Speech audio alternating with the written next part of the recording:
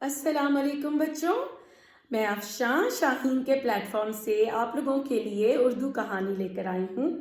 آج کی کہانی کا نام ہے صابن کا پسینہ۔ وہ صابن اگر پانی میں پڑا رہتا ہے تو کیسا ہو جاتا ہے، اسی کی بات ہو رہی ہے۔ یہ کہانی لکھی ہے ناہید حسن نے اور اس کی تصویریں بنائی ہیں شاکر خان نے۔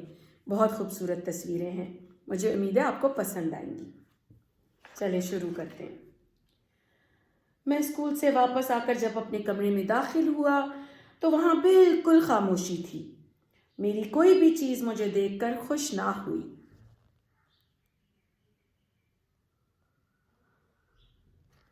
یہ اس بچے کا کہنا ہے جو اسکول سے اپنے روم میں آتا ہے اور اپنی چیزوں کو دیکھتا ہے۔ میرا تکیہ اور چادر پلنگ پر منہ پھلائے پڑے تھے۔ قریب ہی قالین پر شلوار، کرتا، چپلیں ایک دوسرے کے اوپر سوار تھیں اور سردی سے کانپ رہی تھیں۔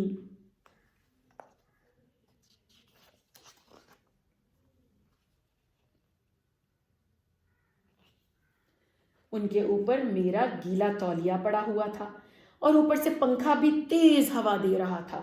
مجھے محسوس ہوا کہ یہ سب مجھ سے ناراض ہیں، لیکن کیوں؟ یہ سوچتے ہوئے میں اپنے غسل خانے میں داخل ہوا کہ ہاتھ منہ دھو لوں، لیکن یہ کیا؟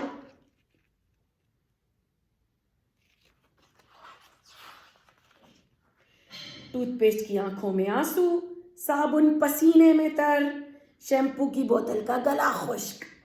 اب کچھ میری سمجھ میں آیا کہ میری چیزیں مجھ سے کیوں ناراض ہیں۔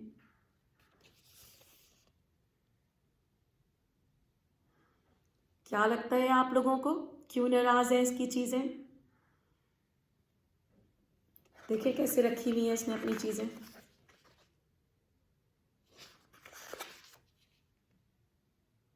جی ہاں، اسی لیے اس کی چیزیں ناراض ہیں۔